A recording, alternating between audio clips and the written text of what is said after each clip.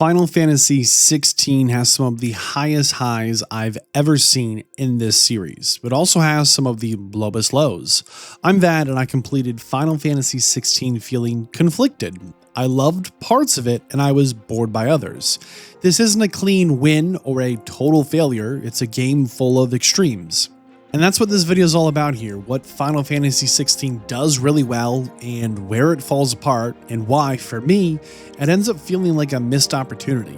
Let's start with the part that works, because when this game hits, it really hits.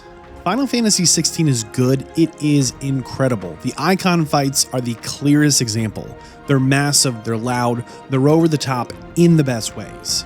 They feel important, they feel like legendary events, they feel like a moment of history you are actively writing. The scale is unreal. You'll change the literal geography of continents. The camera pulls back and there you are fighting a god. From a pure spectacle point of view, this is some of the best stuff. And the music, it amplifies everything. I think the soundtrack is outstanding and it helps carry every moment it's in. There are moments where the music, the visuals, and the story, they all line up, and all of a sudden, Final Fantasy 16 feels special in all the best ways. But listen, spectacle alone cannot carry a 50+ hour game. Eventually, you have to actually play it and engage with the systems and gameplay. I found the moment-to-moment of combat feel good. Clive is fast, dodging feels responsive, and abilities look great. On a surface level, it's satisfying. For me, the longer I played, the more the cracks start to show.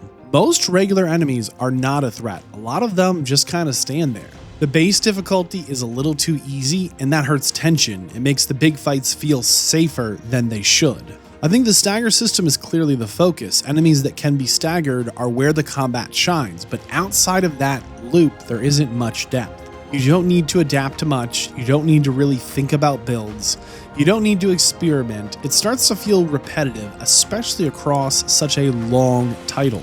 I found that problem gets even clearer during the biggest fights in the game. Eikon battles are the highlight visually, no question. Mechanically, they're a lot simpler than they look. A lot of these fights rely on QTEs, those QuickTime events, long cinematic sequences, and big scripted moments. They look incredible, but they often feel more like playable cutscenes. There's not much room for mastery and not much room to fail. So while they are some of the best moments to watch, they're not always the most fun to play, and that gap matters. Especially when these fights are supposed to be the emotional and mechanical peaks of the game. Combat issues are one thing, but pacing is where Final Fantasy 16 struggles the most. I think pacing is one of the game's biggest problems. The opening hours move fast, the big moments happen early, the story pulls you in, and then the game slows down a lot. After almost every single major story beat, the game asks you to stop. Full stop, go back to the hideaway, talk to 3 people, run to errand, and this will happen again and again and again. Big, major story beat. Back to the hideaway, talk to 3 people, run 2 errands. The problem isn't just the side quest, it's literally how the main story is structured. The game is constantly interrupting itself. You will finish a huge fight, something world-shaking happens, history has been written and changed. The momentum dies.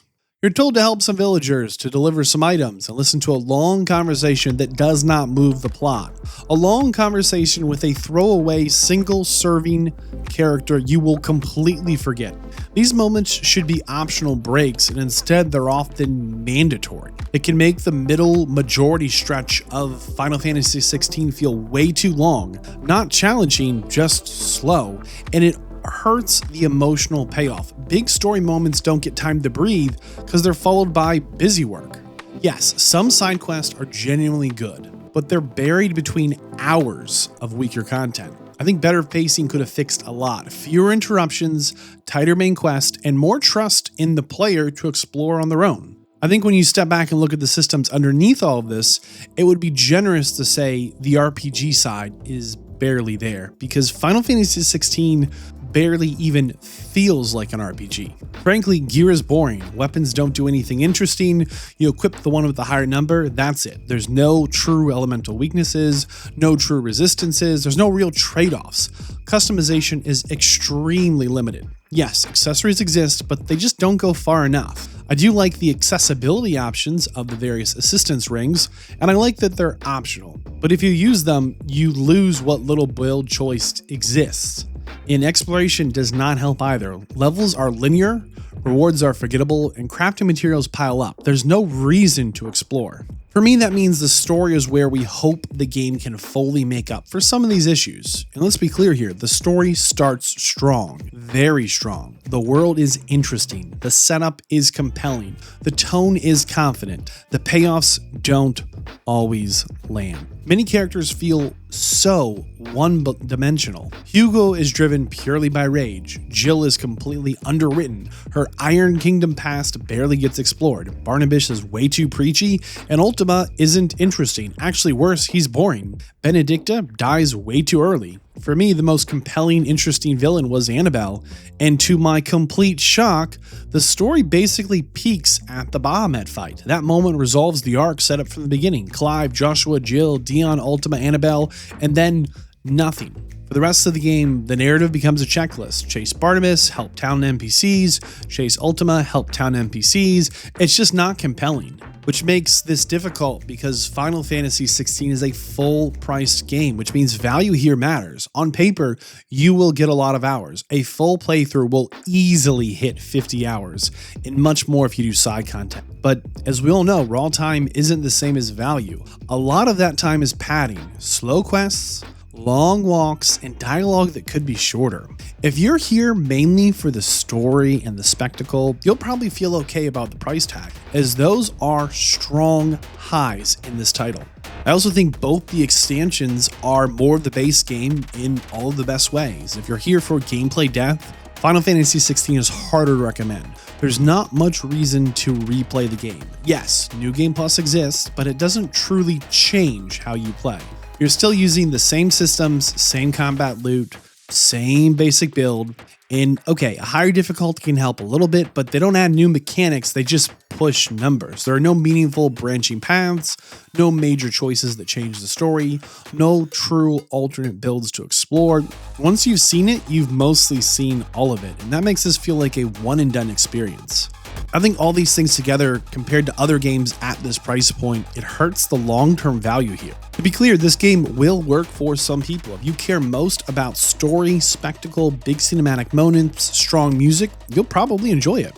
If you like action games that are forgiving, where execution matters more than planning, this will feel comfortable. If this is your first Final Fantasy or you bounced off older turn-based entries, this is an easy one to get through, but this game is not for everyone. If you want deep RPG systems, build variety, meaningful gear choices, this isn't it. If you like replaying games to try new paths, new builds, or different outcomes, there's not really anything here for you. And if Final Fantasy to you means party management and strategy and player-driven choices, this will disappoint you. And for me, this really kind of brings everything together because the value, the systems, and the story all point to the same problem. Final Fantasy XVI tries to be two things. It tries to be a character action game, and it tries to be a Final Fantasy RPG, and it doesn't fully succeed at either. It's a worse action game than the best in that genre, and it's a weaker RPG than many of the earlier Final Fantasy series entries. The potential is there for a true masterpiece, and I really hope the developers learn from Final Fantasy XVI and follow the path forward. Keep the spectacle, keep the music, keep the confidence, but add some depth, fix some pacing, commit to some systems. For me, Final Fantasy XVI isn't bad. It's frustrating because it could have been great. Final Fantasy XVI is awarded a 3 out of 5. I do not recommend. Now, I want to know, did you feel satisfied by the end or not really? Do you think this is a great Final Fantasy, or do you think it lost what made the series special? Let's talk about everything Final Fantasy in the comments.